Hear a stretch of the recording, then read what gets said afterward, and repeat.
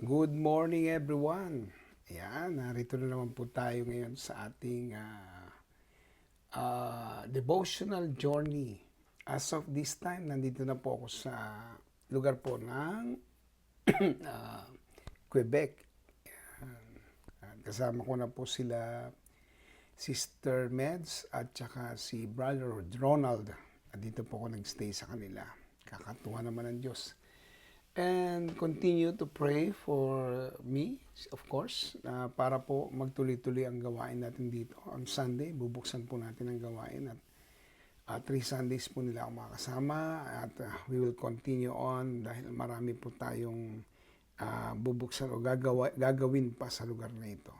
Yan. So, pagbati po kay Pastoral Lloyd Duenas Lontok, Rev. Jess Castillo, Remy Manalo, Rochelle Lendero, Pastor Bobby Parel Abad, si Marilo Abril. Yan, good morning sa inyong lahat. Yan. Kung kayo po ay pastor, hindi ko po nababanggit yung first name ninyo as a pastor. Sorry po, hindi po sinasadya at dahil siyempre sa dami na po ng pastor natin sa JA1, hindi ko na po halos alam kung sino pa. Yan. At, but anyways, meron po tayo siyempreng paniniwala at pananampalataya na Diyos po ay napakabuti, napakatindi. Maganda naman po naging biyahe ko at nakarating po ko dito ng maayos, no, matiwasay. Napakabuti po ng Diyos. At of course, nako, salamat Sister Jen, Bulak MC, Bulak CEO sa ICC, ano ito? Salayo. At si Lori Asia, ako nagtanim po si Sister Jen. Yan, malapit na maglingkod kay Lord lalo. At Michelle Abad, Rev. Ophel Aspak, God bless you, Lita L. Napakabuti ng ating Diyos. Ang dami nating kasama ngayon. Dory Magadya, Dinglasan.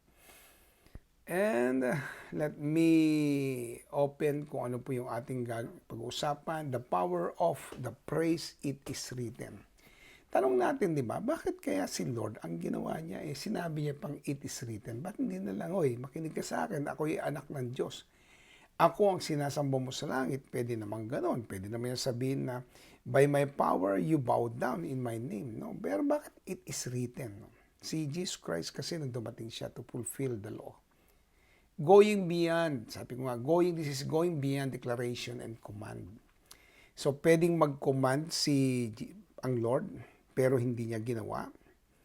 Ang ginawa niya talaga is use the word, it is written, which is very, very important. Ayan. Lori Asia, Rev. Heniel, Kerbin, si Angie Racelis, Darwin, God bless you. Salamat sa inyong mga pagkakataon at oras na binibigay. Rev. May, Connie Imperial, si Mean Pavino. Glory to God. God bless everyone. Liz Barrias, Darwin, salamat sa inyong oras. Salamat at nariyan kayo at to join me. At napakaganda po ng ginagawa ng Diyos sa ating lahat. Si Rachel Leandro, parang hindi yata ako matatapos dito. Yan, si Sister Meds, God bless you. Nako, ang sarap ng luto niya, sa totoo lang. Ako'y pinagpala sa kanyang mga luto. Hallelujah. Now, what is the reason behind the praise it is written? Meron akong tatlong ibibigay sa inyo para lalo ito maging matibay sa atin. Bakit kailangan kong gamitin ang Word of God? Bakit kailangan kong bigyan ng pansin at ang Word of God ang aking dapat bigyan ng buhay sa buhay ko, no? Bigyan ng oras at panahon. Ayan. Pebs, God bless you, Pastora. Tayo po yung manalangin. God, we thank you so much for your words. We ask that you will continue to be with us as we continue to know you more in a deeper and personal way. Let your name be exalted in Jesus' mighty name. Amen and amen. Ederlyn de la Rosa, God bless you. Tignan natin, isa-isahin po natin. Ang una, no, sabi, Jesus knows that it it is powerful. Yeah, sorry, kulang yung is doon, nawala yung is. It is more powerful than a command. Kung sasabihin niya kay Satan na, ito yung nasa Matthew 4 tsaka Mark chapter 4, no? Yung kinausap niya ang kaaway at sinabi ang ganyan, no? It is written, man shall not live by bread alone, mga ganun-ganon, no? Bakit hindi na lang siya, umalis ka dito, hindi kita kilala, umalis ka dito, hindi ko alam kung sino ka o kaya naman, you are Satan, you are nothing, get out of here. Kaya sabihin niya, I know you, ba't hindi ganun ang ginamit ng Lord? Ba't hindi ganun? Kasi nga, it is powerful than a command, rebuke, at deklarasyon. Si Jesus can declare na lahat ng mga kumakalaban sa akin ay mamamatay. He can declare that. Why? Kasi siya ay Diyos, di ba? He is the Son of God. He can do it. But during that time, kailangan niyang lumakad ayon sa salita ng Diyos. Yung binabanggit ni David na sa Psalm 116, di ba? Sabi niya ganyan. 119 verse 16.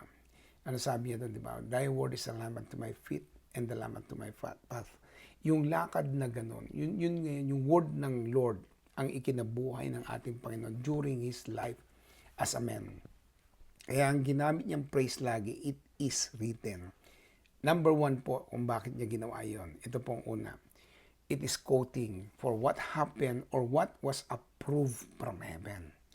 Ang Word of God kasi na binabanggit ni Jesus Christ na sabi niya, it is written, man shall not live by bread alone. Nakasulat ito sa Bible eh. Ito pala yung nangyari na noon at ito po yung inaprubahan ng langit. So yan yung po yung nasa Matthew chapter 4. Yan po yung nasa Genesis 3:15, di ba? At ang sabi nga doon si Jesus Christ talagang sabi nga doon ay sasapak sa isang malakantong salita ay sasapakin niya ang kaaway. At ito'y sasampalin niya ng salita ng Diyos. Amen. Hallelujah. Sabi ni Remy Manalo, Amen. Tapat po ang Diyos sa kanyang mga pangako. Lalo na kung may Word of God na pinanghahawakan. Kita natin yan, di ba?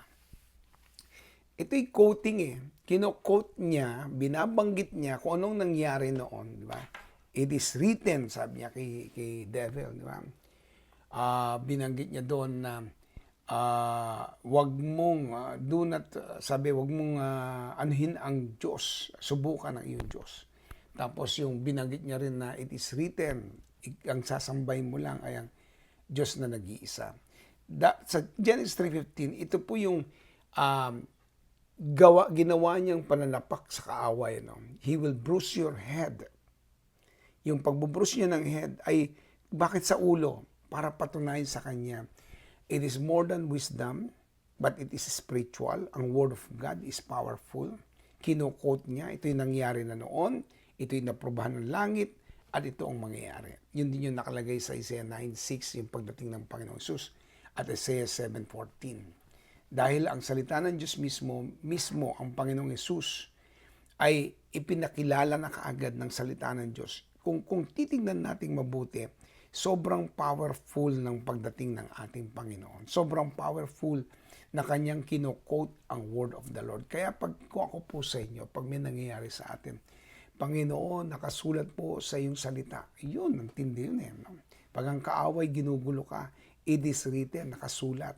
Kino-quote mo isang bagay na nangyari na noon, very powerful noon, at inaprubahan ito ng langit. Lahat po ng kino-quote natin, inaprubahan ito ng langit. Kunyari, sample lang, ikaw ay dinala ng Diyos sa isang lugar. At sabi mo ganyan, Panginoon, alam ko ito'y kasagutan sa panalangin ko sa iyo. At kaya meron akong nilagay dyan di ba? Na picture, nilagay ko Goyi. Sa dalawang salita lang, Goyi. Sinusunod ko yung sinalita ng Panginoong Hesus. Sa Matthew chapter 28, di ba?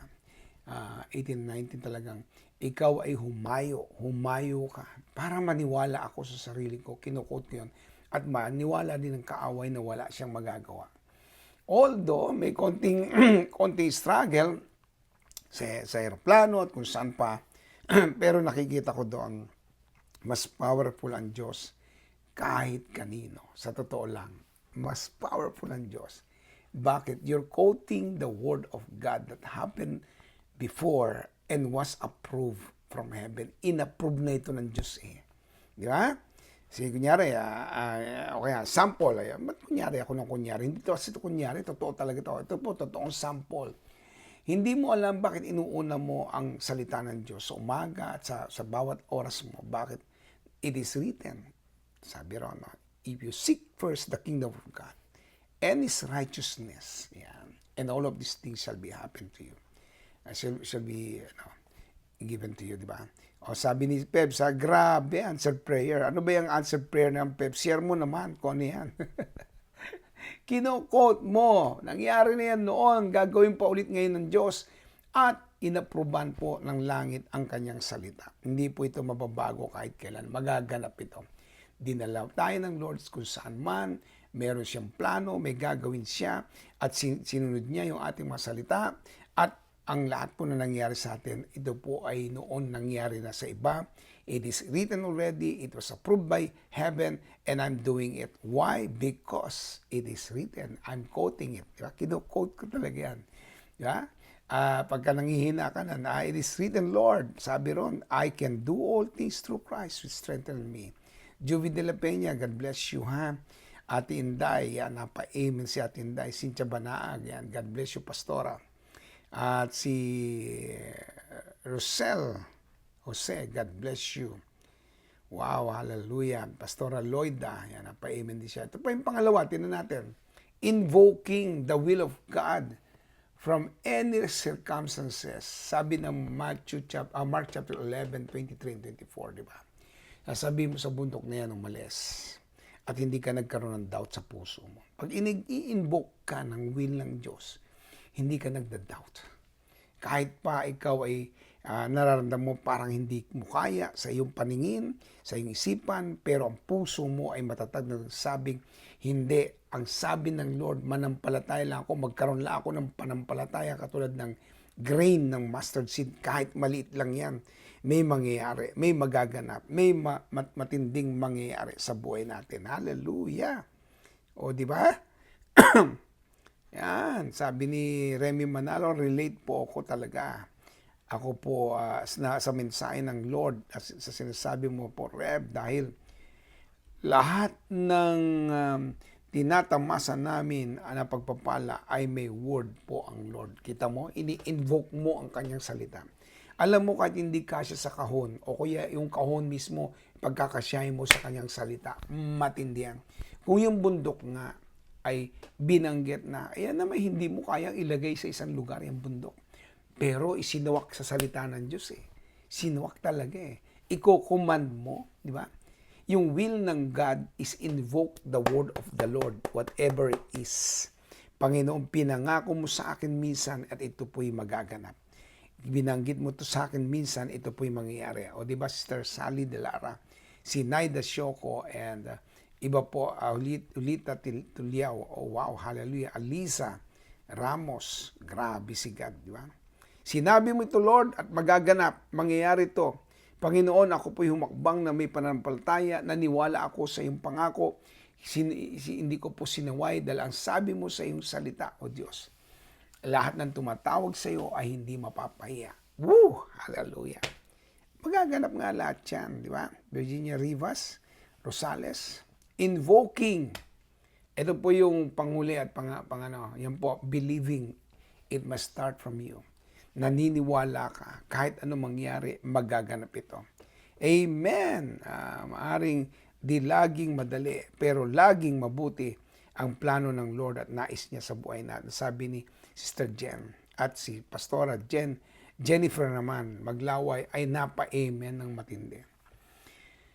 Panampalatayanan mo, panghawakan mo, Janus, thank you sa pagtatanim, panghawakan mo, pag ilagay mo sa puso mo, magaganap ito, Lord. Lord, magkakaroon ng malaking gawain dito po sa lugar ng Quebec, Panginoon. Isa pong matinding pangako mo ang binitiwan mo sa iyong salita at sinabi mo, O Diyos, na ito ay plano mo, ito'y pangako mo, ito'y magaganap, ito'y mangyayari. Yes, God, we hold on it. Naniniwala po kami na this is your plan. No? Ito po ang plano ng Diyos.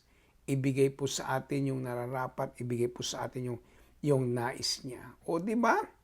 Ha? Dito po sa Saguenay, Quebec, ay may ipanganganak na gawain mo. At magiging malakas ito, Lord. Although, ang feeling po ng aking kasama dito po, sila Meds at Ronald, hindi namin kaya, pero kaya ng Diyos yan. Sa biyaya niya, magaganap yan. Pag pinanood niyo po yung teaching ko nung Sunday sa Winnipeg, JA1 Winnipeg, maiintindihan natin ba't nagagawa natin lahat. Sabi ni Rev. Resi Langkap, yung pong Jeremiah 1:9 and 12. Then the Lord put forth His hand and touched my mouth. And the Lord said to me, Behold, I have put my words in your mouth. Woo! Hallelujah! Answer prayer tayo dyan. Verse 12, Then the Lord said to me, You have seen well, for I am ready to perform my word. Ayan, huwag kang matakot. Yung salita ng Diyos, bigkasin mo. Ayan, si Pastora Jennifer Maglaway, sabi niya ganyan, I claim it. Yes, dapat natin i-claim lahat ito.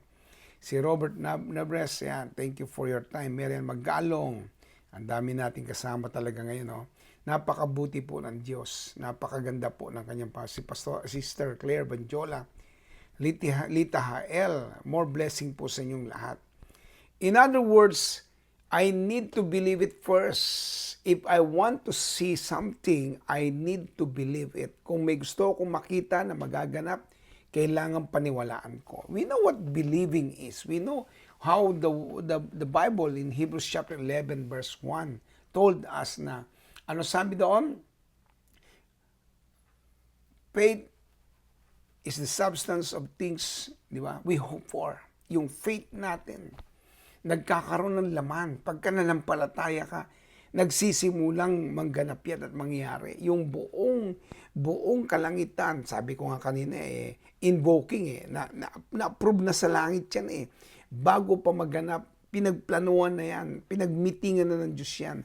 Magaganap ang nais ng Diyos sa ating lahat. Yes, amen ako dyan, Sister Remy Manalo. Marami maliligtas na mga kapitbahay mo. In other words, I must believe it. Ang Lord, isang ano lang niya, no? Although parang nahihirapan tayo, ano nga ba ang storya? Ano ba nangyari sa Pilipinas? Isang kutingting lang ng Diyos yan sa ating panalangin. Lord, mahal mo ang Pilipinas. At natatamaan po ang maraming tao sa mga nangyayari. But you said in your words, if my people who are humble, who are called by my name, shall humble themselves and pray, turn from their wicked ways.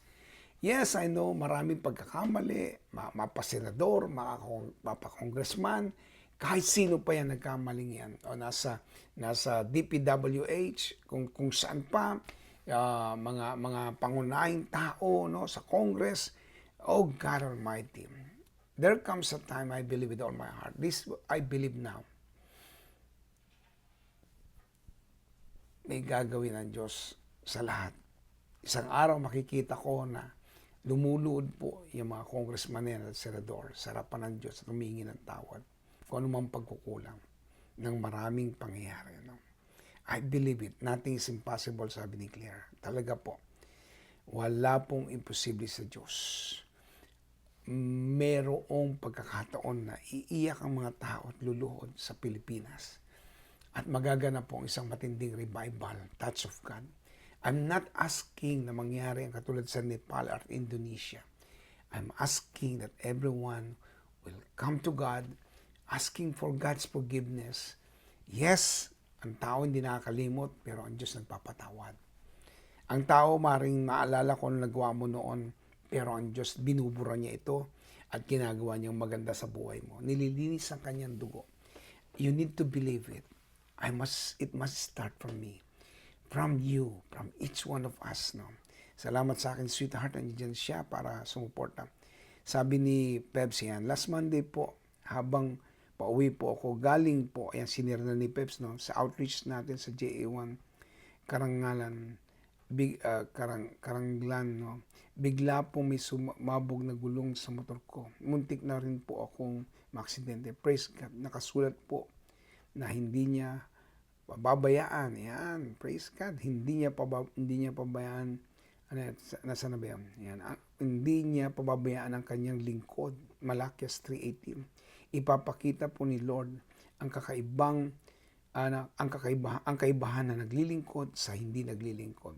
Perhaps hindi ka talaga pababayaan ng Diyos. Lagi, kasi maliban pa sa laging marami nagpipray sa iyo, naniniwala ako na ang buhay mo ay precious in the sight of God.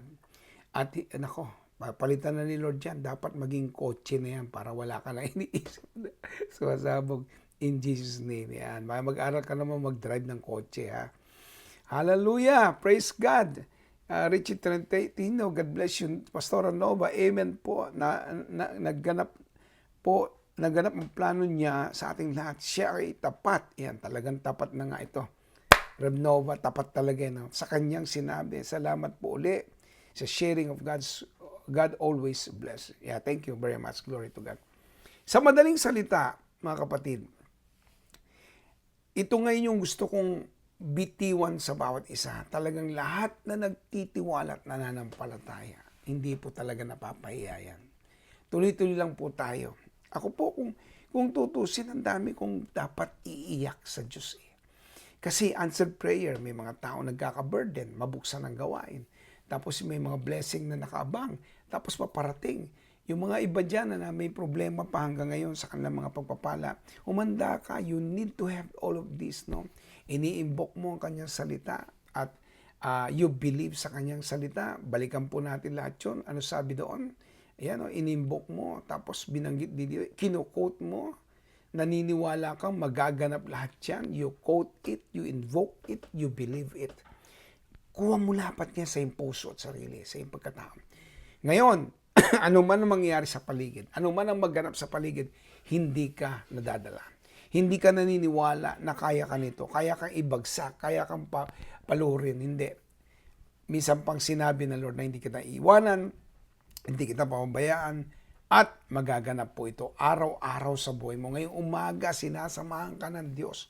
Hindi ka niya iwanan, hindi ka niya pababayaan. Magugulat ka sa kanyang pagtugon sa iyong dalangin, sa iyong mga binabanggit. So it's more than a command, it's more than a declaration. Kasi nga, it is written, nasulat na ito. Nangyari na at inaprubahan na ng langit. Nagaganap na ngayon. At nakikita na natin lalo, pwede niyang ulit-ulitin. Ang Diyos natin ay Diyos ng pag-uulit-ulit na magagandang bagay na nangyayari sa ibang tao at sa iyong buhay. Hallelujah! Naku, God bless you po. No? Salamat po sa inyong oras at panahon na nakasama ko po ngayon kayo. Ayan, mayroon pa sila Jenny Karandang, God bless you. At si Kaina Ventura, more blessings sa iyo. Naku, pagpalain po tayong lahat ng ating Panginoon. Sister Ine, ayan, magtiwala kayo sa Lord. Tayo po'y manalangin sa oras na ito. God, I thank you so much for your people who joined me. Thank you for their lives, oh God. Sobrang tindi, sobrang ganda ng plano mo. Sobrang nakakaaliw kung paano kang kumikilos sa buhay namin. Ama, maaring may mga pinagdadaanan ng aking mga kapatid, pero naniniwala ako, andyan ka para sagutin, ayusin ang lahat ng aming pinagdadaanan. God, I declare your power, I declare your presence, I declare your love.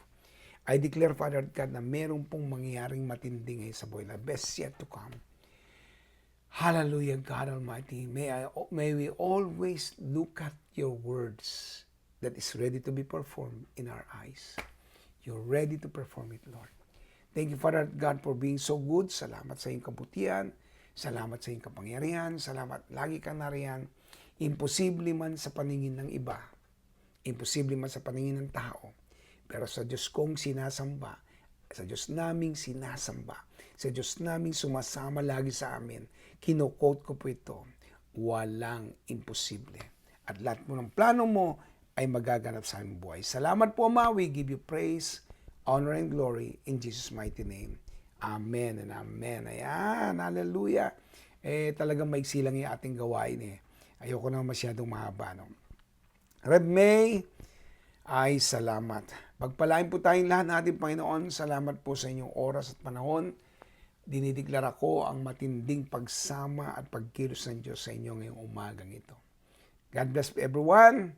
And I love you with the love of the Lord. Hallelujah. Amen and amen. Hallelujah.